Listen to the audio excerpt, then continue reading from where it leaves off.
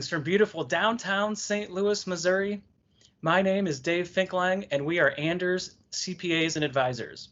My colleagues Dan Schindler, Rebekah Tucker, and I are here to bring you very important, and dare we say, game-changing revisions to the PPP loan program. And this time, compared to other updates, game-changing in a positive way for businesses. Specifically, on June 5th, the President signed into law the PPP Flexibility Act of 2020. As part of this new law, we believe that many business owners will be eligible for maximum loan forgiveness compared to prior provisions in the original law, which is why we're so excited to bring you this video today. We feel it's important to bring these highlights to you today, but we will be bringing you a full webinar on the topic with more details and more planning on June 11th at 2 p.m.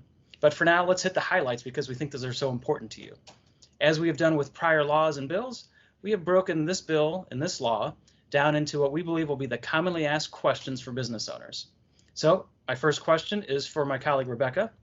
Rebekah, we know the PPP loan program mentions a number of dates, date ranges, and time frames.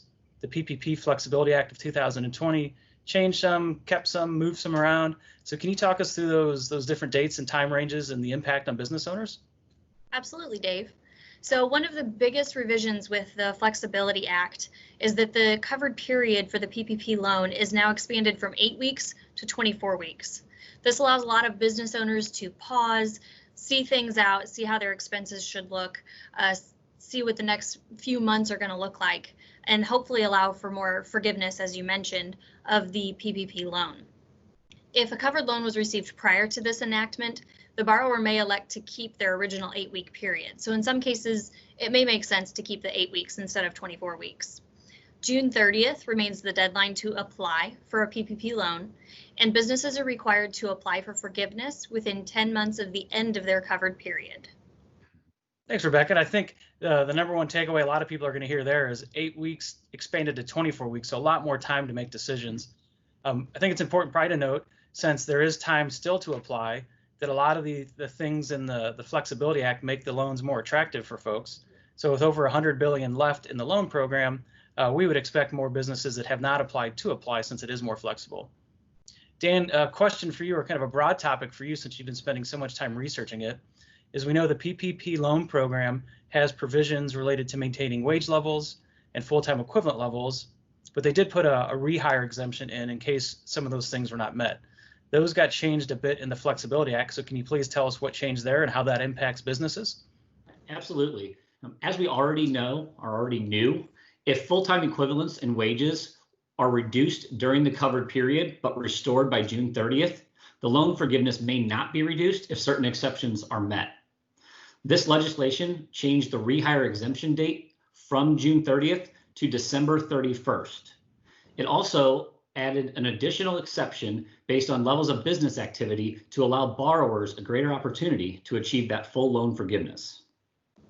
Rather than using 75% of PPP funds on payroll costs to help achieve that full loan forgiveness, the borrower may now use at least 60% of PPP funds for payroll costs and up to 40% on non-payroll costs to achieve that full loan forgiveness.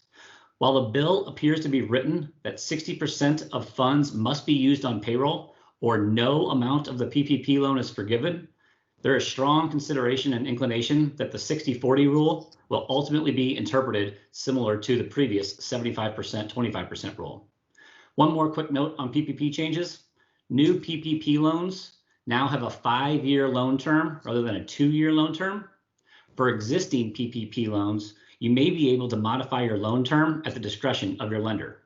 And the interest rate does remain at 1%, no matter how long the term of your loan is. Thanks, Dan. So coupled with Rebekah's change of 8 weeks to 24 weeks in the covered period, an extension of the rehire exemption, and a reduction in the amount of PPP funds on payroll costs, these are the key things that we're thinking will make these loans much more attractive to businesses that have not applied. But for those businesses that do have a loan, we think that maximum loan forgiveness will be much more achievable for those types of businesses. Last question to wrap things up, Rebekah. While not specific to a PPP loan provision, we do know as part of the CARES Act and original PPP loan guidance that companies that receive PPP funds and use them on certain payroll costs, that they were not able to take advantage of some of the payroll tax incentives in the original stimulus bill. That changed at least a little bit in the Flexibility Act. So can you please tell us what changed and what that means for businesses? Sure. So like you mentioned, Dave, previously, if a borrower had PPP loan forgiven, they were not able to delay payment of their employer payroll taxes. With the Flexibility Act, taxpayers that have a PPP loan forgiven are now also eligible to delay payment of their employer payroll taxes. So again, to help that cash flow looking forward. All right, thanks, Rebecca. Thanks, Dan. So there you have it, folks, the highlights of the PPP Flexibility Act of 2020. As you can tell, we're pretty excited about it for business owners, just because we think that the business owners that have loans already are going to be that much more likely to achieve maximum loan forgiveness, especially those that have not been able to maybe ramp up as quickly or hire folks back as quickly. And there are some other things in there to extend out the loan period if you're not achieving maximum loan forgiveness, and then with payroll taxes, some other cash flow benefits. So more flexible and more cash flow benefits in the program.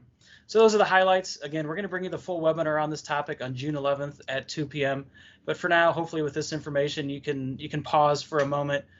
Gives you a little more time to think, to make some strategic business decisions here with your loan funds, rather than some of those knee-jerk reactions we were have to make prior to this, when we were limited to 8 weeks, and 8 weeks was coming up. So thanks for joining us, everybody. We hope you have a great rest of the day. For now, we're going to sign off.